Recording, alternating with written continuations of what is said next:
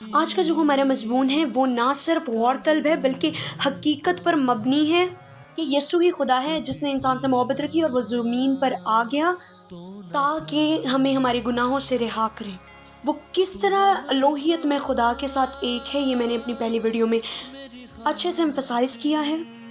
اب پوری دنیا نہ مسیح کے ارد گرد ہی گھوم رہی ہے۔ ایسے میں کہانی شروع ہوتی ہے ابراہیم سے، جن سے خدا نے وعدہ کیا کہ میں تیری نسل میں سے اور وعدے کے فرزند میں سے نجات دہندہ پیدا کروں گا جو اپنے لوگوں کو ان کے گناہوں سے رہائی دے گا۔ اب یسوع یعنی کرائسٹ کا، جیزس کا مطلب ہی یہ ہے نجات دہندہ۔ اب گناہوں سے رہائی کے بارے میں نے اپنی پہلی ویڈیو میں بہت اچھے سے بتایا کہ مسیح نے یعنی جیزس نے کس طرح سے گناہوں سے رہائی دی ہے۔ اب حضرت ابراہیم کا وعدے کا فرزند اسحاق اور اسحاق سے یعقوب پیدا ہوا۔ اب یعقوب کے 12 بیٹے تھے اور کرائسٹ کا یعنی نجات دہندہ کا وعدہ یہودا کے قبیلے میں سے تھا، یعنی یہودا جو ان کے بیٹے تھے ان میں سے نجات دہندے نے کرائسٹ نے آنا تھا۔ تو کہانی یہودیت سے شروع ہوتی ہے کہ خدا نے ان کے ساتھ وعدہ کیا تورات میں، زبور میں اور انبیاء کے صحائف میں نجات دہندے کے بارے میں، جو سارے وعدے اور پیشن گوئیاں مسیح یسوع پر، جیزس کرائسٹ پر پوری ہوتی ہیں۔ لیکن یہودی تو ابھی بھی اپنے مسیح کے انتظار میں ہیں، جو کہ ہم جانتے ہیں کہ وہ اینٹی کرائسٹ ہوگا یعنی مخالف مسیح ہوگا، جس کے بارے میں کلام مقدس نے واضح طور پر ہمیں بتایا ہے کہ مسیح کے بعد مخالف مسیح بھی آئے گا، جس کو عربی میں دجال کہتے ہیں۔ لیکن دجال کے بارے میں جاننا ہمارے لیے اتنا ضروری نہیں ہے جتنا حقیقی مسیح کے بارے میں جاننا ضروری ہے۔ تو آج ہم مسیح کے بارے میں پیشن گوئیاں دیکھیں گے۔ مسیح کے بارے میں جو پہلی پیشن گوئی کی گئی وہ خدا نے خود کی۔ In Genesis chapter 3 verse 15 it says, I will put enmity between thee and the woman, and between thy seed and her seed. It shall bruise thy head, and thou shalt bruise his heel. اس میں خدا شیطان پر لعنت کرتے ہوئے کہتا ہے کہ ایک عورت کی نسل میں سے آئے گا جو تیری تمام قدرت کو پامال کر کے تجھ پہ غلبہ حاصل کرے گا، اور انسان کو بھی فضل دے گا کہ وہ تجھ پر غلبہ حاصل کرے۔ اب اس آیت میں یسوع یعنی جیزس کرائسٹ خود کہتے ہیں، Luke chapter 10 verse 19، Look, I have given you authority over all the power of the enemy, and you can walk amongst snakes and scorpions and crush them. Nothing will injure you. پہلی بات یہ کہ جس کے پاس authority ہوتی ہے وہی کسی اور کو بھی اتھارٹی دیتا ہے۔ یہاں پر انیمی شیطان کو کہا گیا ہے، اور سنیک اور اسکارپین بھی ابلیس کی تمام قوتوں کو کہا گیا ہے، اور ان کو کچلنے یعنی ان پر غلبہ حاصل کرنے کی بات کی گئی ہے، اور یہ مسیح یسوع نے، جیزس کرائسٹ نے خود کی۔ اب پہلے جو میں نے آپ کو پیشن گوئیاں دکھائی تھی وہ تورات میں سے دکھائی تھی جو مسیح کے بارے میں ہوئی اور پھر وہ پوری ہوئی انجیل میں۔ اب میں دکھاؤں گی انبیاء کے صحیفے میں سے میکا نبی کی معرفت نبوت، اس کا 5واں باب اور اس کی 2 آیت۔ But you, Bethlehem Ephratah, are only a small village among all the people of Judah. Yet a ruler of Israel whose origin are in the distant past will come from you on my behalf. یہاں پہ ہمیں یہ پتہ چلتا ہے کہ مسیح یسوع یہودا کے قبیلے میں سے ہوں گے اور بیت لحم کے شہر میں پیدا ہوں گے، اور وہ خدا کے بہاف پر ہوں گے۔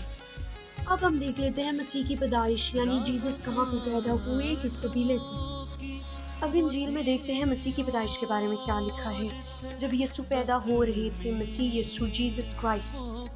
Now when Jesus was born in Bethlehem of Judea in the days of the king Herod, behold, wise men from the east came to Jerusalem, saying, Where is he who is born King of the Jews? For we saw his star in the east and have come to worship. First of all, آپ نے یہاں پہ دیکھا کہ پیشن گوئی مسیح یسوع پر آ کر پوری ہو گئی۔ بیت لحم کے شہر میں وہ پیدا ہوئے، مجوسی راہ دیکھتے ہوئے آئے، کیونکہ یہ ڈکلیئر ہوا تھا کہ مسیح جو کہ نجات دے گا وہ یہودیوں کا بادشاہ کہلائے گا۔ پھر سے ایک اور پیشن گوئی جو کہ ہم دیکھیں گے انبیاء کے صحیفے میں سے، جو کہ انبیاء اکبر نے کی۔ یسایہ جو کہ انبیاء اکبر کہلاتے ہیں، یسایہ اس کا 7 باب اور اس کی 14 آیت میں یوں لکھا ہے: Therefore the Lord himself shall give you a sign. Behold, the virgin shall conceive and bear a child, and shall call his name Emmanuel. یعنی دیکھو ایک کنواری حاملہ ہوگی اور بیٹا جنے گی، اور تم اس کو کیا کہو گے؟ ایمانویل کہو گے، یعنی کہ جس کا ایمانویل کا ترجمہ ہے خداوند ہمارے ساتھ یا خداوند ہمارے درمیان۔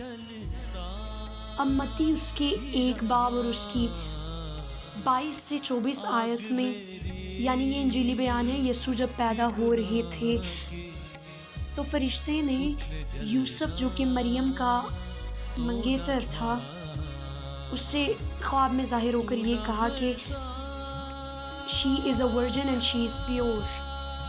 تو لکھا ہے کہ یہ اس لیے ہوا کہ جو پیشن گوئی خدا نے نبی کی معرفت فرمائی تھی وہ پوری ہو، کہ دیکھو ایک کنواری حاملہ ہوگی اور بیٹا جنے گی، اور تم اس کا کیا اس کو کہو گی کہ خدا ہمارے ساتھ ہے یا خدا ہمارے درمیان میں ہے۔ اور یہ سب فرشتے نے یوسف سے خواب میں کہا، تو فرشتے کی بات سن کر اس نے مریم کو نہ چھوڑا اور پاک دامن کنسیڈر کیا، اور جب تک یسوع جیزس کرائسٹ کی پیدائش نہیں ہوئی تو اسے نہ جانا۔ اب یہاں پر ہم دیکھیں گے لوکا 1 باب اور اس کی 31 سے 33 آیت تک۔ یہ انجیلی بیان ہے جس میں فرشتہ مریم پر ظاہر ہو کر کہتا ہے اور خوشخبری سناتا ہے کہ اور دیکھ تو حاملہ ہوگی اور تیرے بیٹا ہوگا، اس کا نام یسوع رکھنا، وہ بزرگ ہوگا اور خدا تعالیٰ کا بیٹا کہلائے گا، اور خداوند خدا اس کے باپ داؤد کا تخت اسے دے گا، اور وہ یعقوب کے گھرانے پر اب تک بادشاہی کرے گا۔ لیکن پھر 34 آیت میں مریم جو ہے فرشتے سے کہتی ہے کہ یہ کس طرح سے ہوگا، یہ کیوں کر ہوگا، کیونکہ میں تو مرد سے واقف نہیں ہوں۔ تو پھر فرشتہ اسے یہ بتاتا ہے کہ خدا جو ہے کلمہ کرے گا، اور وہ کلمہ جو ہے وہ جسم تخلیق کرے گا، اور اس جسم کے اندر جو ہے وہ خدا کی روح ہوگی، اور اس سبب سے وہ خدا کا قدوس ہوگا اور خدا کا بیٹا کہلائے گا۔ چلیں 34 سے 35 آیت میں پڑھتے ہیں کہ مریم نے فرشتے سے کیا کہا۔ مریم نے فرشتہ سے کہا، یہ کیوں کر ہوگا جب کہ میں مرد کو نہیں جانتی؟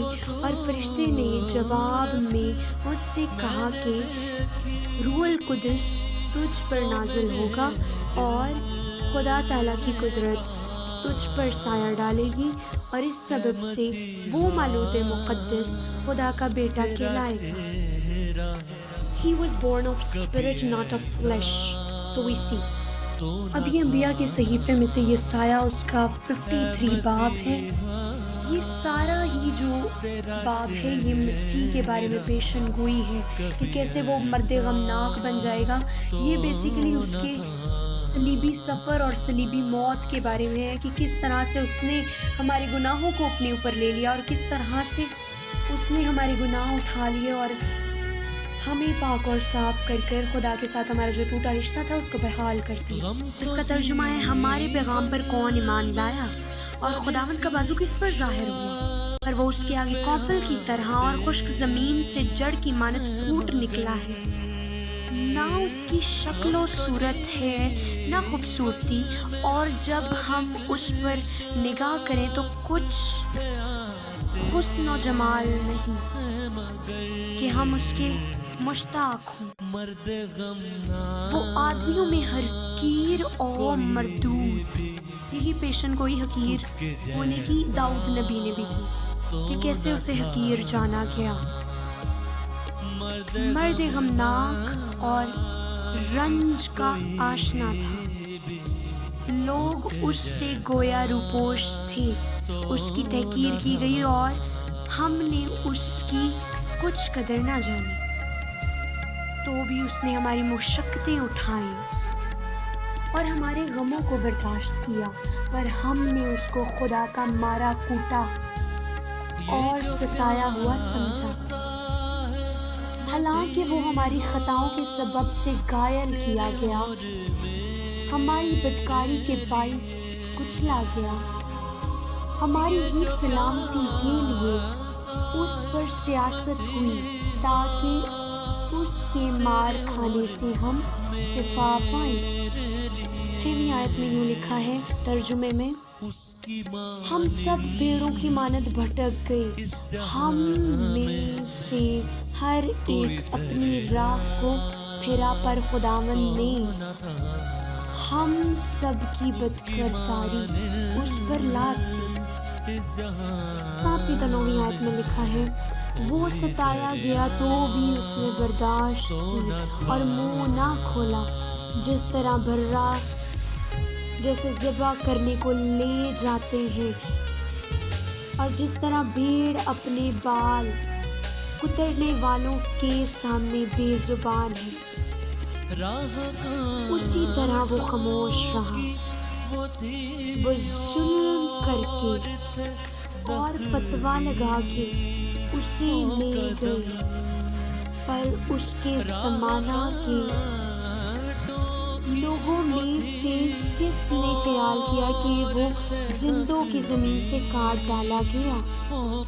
میرے لوگوں کی خطاؤں کے سبب سے اس پر مار پڑی، اس کی قبر بھی شریروں کے درمیان ٹھہرائی گئی، اور وہ اپنی موت دولت مندوں کے ساتھ منہ، حالانکہ اس نے کسی طرح کا ظلم نہ کیا اور اس کے منہ میں ہرگز چھال نہ تھا۔ مسیح کا دنیا پر آنے کا مقصد ہی بیسیکلی یہ تھا کہ وہ دنیا کو گناہوں سے رہائی دے۔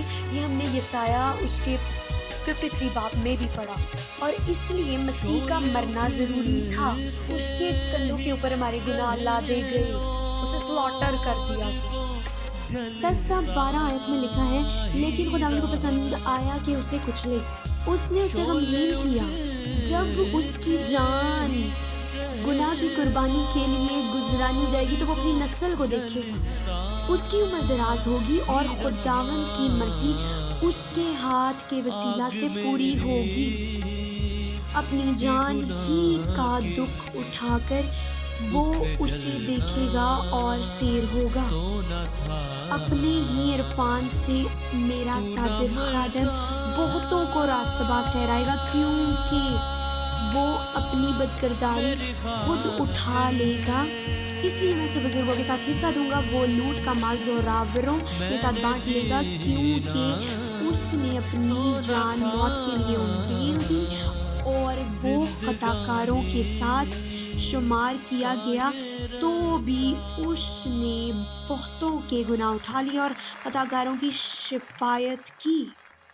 ان آیات میں ہم یہ دیکھتے ہیں کہ خدا نے انسان سے محبت رکھی، اس لیے اسے پسند آیا کہ یسوع جیزس کرائسٹ جو ہے وہ مر جائے، انسانوں کی گناہوں کی مخلصی بن جائے، پھر جو ہے وہ بتھیروں کو کیا ٹھہرائے گا؟ راست باز ٹھہرائے گا، بتھیروں کو جو ہے خدا کی بادشاہت میں لے جانے کا وسیلہ بن جائے گا۔ Now I have heard many people saying we are waiting upon the mercy of the Lord.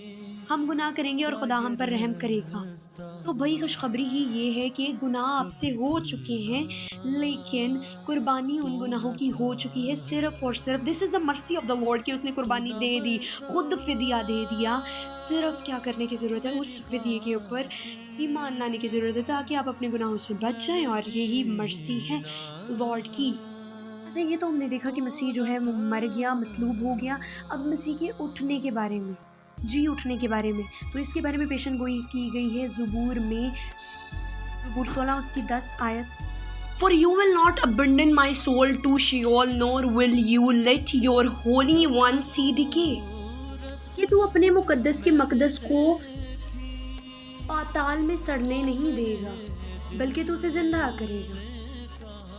یہاں پہ حضرت داؤد پھر سے اپنے زبور میں مسیح کے بارے میں پیشن گوئی کرتے ہوئے کہتے ہیں You have ascended on high. اب وہ زندہ ہو گیا ہے اور وہ آسمان کی طرف اٹھا لیا گیا ہے۔ You have led the captives away. You have received gifts from man, even from the rebellious.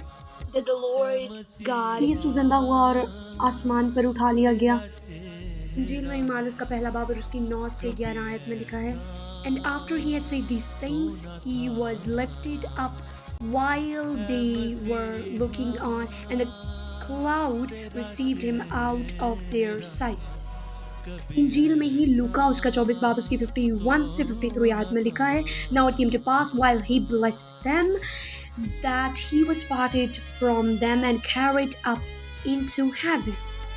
اب یہی یسوع جو زمین پر آیا اس کے بارے میں پیشن گوئیاں ہوئیں، وہ پوری ہوئیں، زمین پہ آنے کے بارے میں، زندہ ہونے کے بارے میں، اٹھائے جانے کے بارے میں، مرنے کے بارے میں، وہی یسوع واپس آنے والا ہے.